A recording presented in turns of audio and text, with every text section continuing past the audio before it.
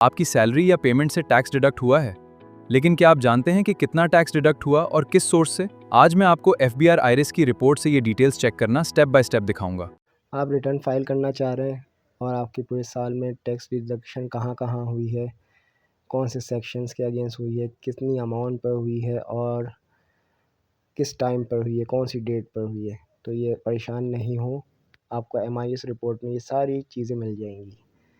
आज हमारा step by step tutorial में इसी चीज़ पर फोकस करते हुए हम ये देखेंगे एफबीआर आईआरएस में कि ये एमआईएस रिपोर्ट हमें कहाँ से मिल सकती है। तो स्टार्ट लेते हैं। सबसे पहले तो आप आईआरएस की वेबसाइट खोल लेंगे।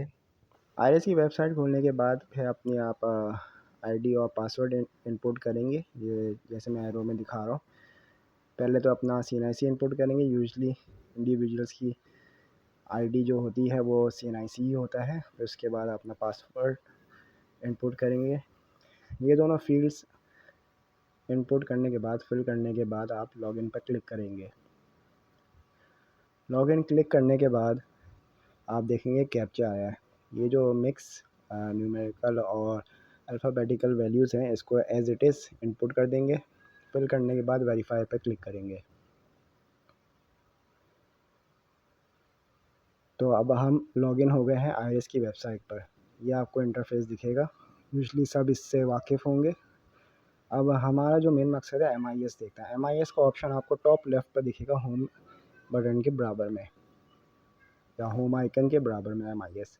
इस पर क्लिक करेंगे तो हम न्यू विंडो में एंटर हो जाएंगे, जिस पर हमारी पूरी एमआईएस रिपोर्ट शो होगी हमें। इस पर क्लिक करेंगे इन्फॉर्मेशन सेंटर पर। इन्फॉर्मेशन सेंटर पर क्लिक करेंगे तो हमारे पास एक न्यू विंडो खुल जाएगी।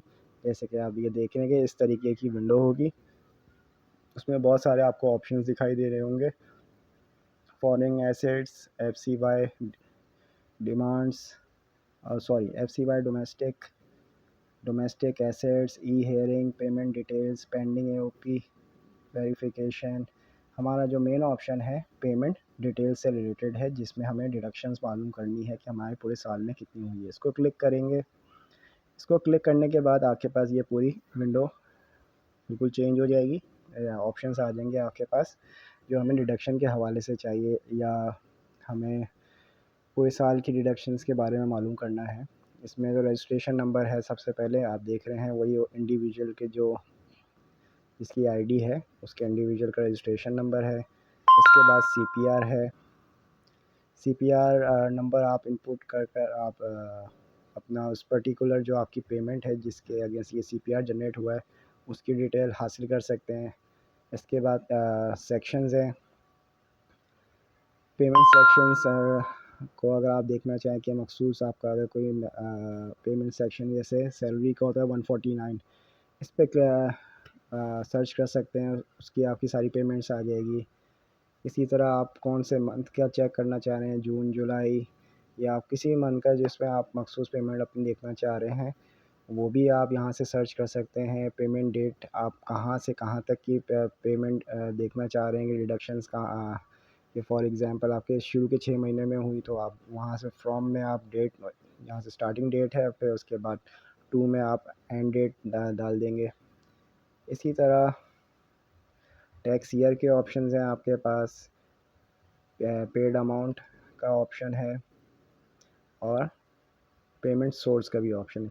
ये सारे ऑप्शंस आपको ऊपर भी दिख रहे हैं जिसको आप फिलअप कर कर अपने सारी चीज़ें चेक कर सकते हैं। इसी तरह अगर आप सर्च पर डालते हैं, सिर्फ आपने टैक्स ईयर डाल दिया 2026 और सर्च दबा दिया तो आपके पास वैसे ही ये सारे ऑप्शंस खुलकर आ जाएंगे, जिससे आप अंदाज़ा लगा सकते हैं कि भाई मेरा कौन से सेक्शंस के अगेंस्ट कितनी अमाउंट डिडक्ट हुई है और कितनी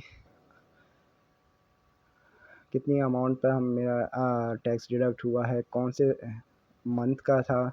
जो चीज़ हम ऊपर चेक करना चाह रहे थे, मतलब कि अगर एक एक करके वैल्यू डालते वो हमें नीचे अगर सर्च पर आपने क्लिक कर दिया कि पूरा ऑप्शंस सारे आ जाएंगे। यहाँ पर CPR नंबर आ जाएगा, पेमेंट पेमेंट PSID आ जाएगी, हमारे पास आ जाएगी। इसके बाद हमारे पास सेक्शंस आ जाएंगे, कौन कौन से सेक्शंस हैं। मंथ आ गया आपके पास, पेड अमाउंट आ गई आपके पास, टैक्सेबल अमाउंट आ गई, टैक्स ईयर आ गया। ये सारे ऑप्शंस हमें बताते हैं कि हमें पूरे साल में क्या-क्या डिडक्शंस हुई हैं और कहाँ-कहाँ हुई है, किस सेक्शन से हुई है। इसी तरह अगर आप लेफ़्ट टॉप पर देखें एक्सेल का आपके पास आइकन नज़र आ रहा होगा। आप अगर डाउनलोड करना चाहें तो एक्सेल पर भी आप ये पूरा डाटा डाउनलोड कर सकते हैं। तो एमआईएस रिपोर्ट काफ़ी इम्पोर्टेंट होती है साल के एंड में। जो भी अपना रिटर्न फाइल करना चाह रहा है और उसको पता नहीं है कि भाई मेरे पूरे साल में क्या डिडक्शंस हुई है, किस अमाउंट पर हुई है और कौन से महीने में हुई है, सारी डिडक्शंस मेरी सैलरी की हुई है कि नहीं, तो एमआईएस रिपोर्ट से सब आपको आइडिया हो जाता है। अगर आपको ये प्रैक्टिकल ट्यूटोरियल यूज़फुल लगा है, तो टैक्सल गाइडलाइंस बाय एफजी को सब्सक्राइब करें। ऐसी ही प्रैक्टिकल पाकिस्तान टैक्स ट्यूटोरियल्स के लिए हमारे चैनल के साथ जुड़े रहें।